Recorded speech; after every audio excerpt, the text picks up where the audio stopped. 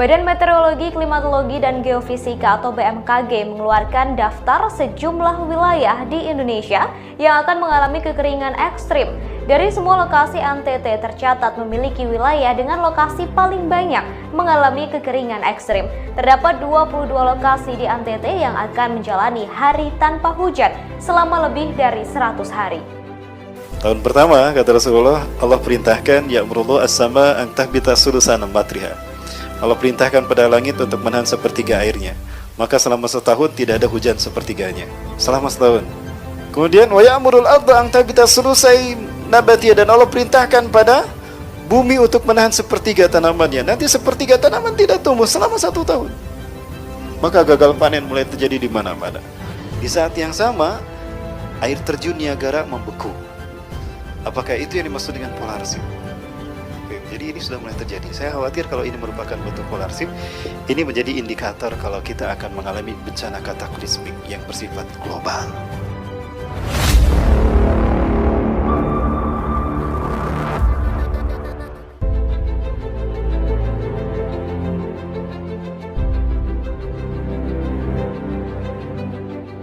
Dan alhamdulillah, kemarau panjang yang menimpa kita nanti tidak seperti Nabi Yusuf dan kaumnya. 7 tahun kan? Kalau kita berapa tahun? 3 tahun, insya Allah. Kita cuma 3 tahun. Ya, tapi parah lumayan 3 tahun juga ya. Parahnya gimana? Nah, tahun pertama kata Rasulullah, Allah perintahkan ya'murullah as-sama an tahbita sulusan matriha. Allah perintahkan pada langit untuk menahan sepertiga airnya. Maka selama setahun tidak ada hujan sepertiganya. Selama setahun. Nah, ini sudah 3 bulan Jogja tidak diguyur hujan ya. Kemudian wa ya'murul arda an tahbita sulusai nabatiyah, dan Allah perintahkan pada bumi untuk menahan sepertiga tanamannya. Nanti sepertiga tanaman tidak tumbuh selama 1 tahun. Maka gagal panen mulai terjadi di mana-mana. Ya. Jadi kalau ada harga-harga pada naik, wah jangan-jangan ini tahun pertama. Tahun kedua, wa fis sanati tsaniyah ya'murullahu as-sama an tahbita sulusai matriha. Di tahun kedua, Allah perintahkan langit untuk menahan 2/3 hujannya. Ya. Wa ya'murul ardu an tahbita sulusai nabatiha, dan Allah perintahkan pada bumi menahan 2/3 tanamannya. Makin meluas tuh kekeringan melanda dunia. Ya, kemarin saya ada ngobrol dengan siapa ya, itu sudah mulai kekeringan. Ya. Bahkan Australia di tahun ini di awal tahun, laut-laut dangkal di Melbourne ya, di Canberra itu mengalami mendidih laut. Saking panasnya, ikan-ikan pada mati. Di saat yang sama, air terjun Niagara membeku. Apakah itu yang dimaksud dengan polar shift? Jadi ini sudah mulai terjadi. Saya khawatir kalau ini merupakan bentuk polar shift, ini menjadi indikator kalau kita akan mengalami bencana kataklismik yang bersifat global. Ini ada urutan bencana kataklismik. Urutan bencana kataklismik atau bencana global yang efeknya mendunia. Ya.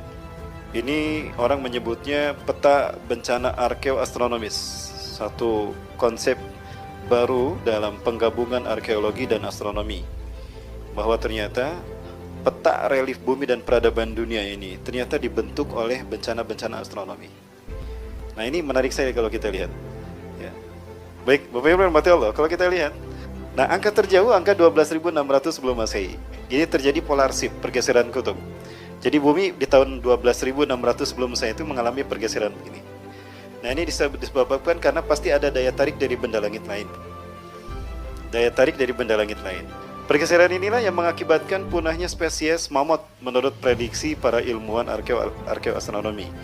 Ya, kenapa demikian? Karena mamut itu masih mengunyah makanan yang ada dalam mulutnya. Di mulutnya itu masih mengunyah makanan. Artinya dia mati membeku tiba-tiba. Inilah yang menjadi inspirasi dibikinnya film The Day After Tomorrow. Amerika membeku tiba-tiba.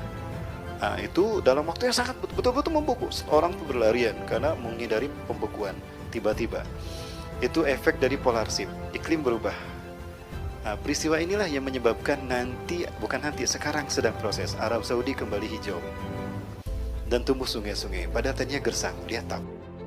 Di interval tahun 9000 sampai 8500 sebelum Masehi, ya, terjadi pemanasan global warming dan pencarian kutub yang cepat dan tiba-tiba pada masa interglacial period. Hal ini mirip dengan situasi ketika peristiwa yang disebut terjadinya peristiwa Carolina Event yaitu komet Shoemaker-Levy bertabrakan dengan Jupiter tahun 1995. Kemudian tahun 5310 sebelum Masehi terjadi efek pendinginan iklim tiba-tiba ya pada periode Holocene, periode zamannya es. Maka inilah membuat punahnya sebagian besar spesies dan jenis manusia primitif katanya.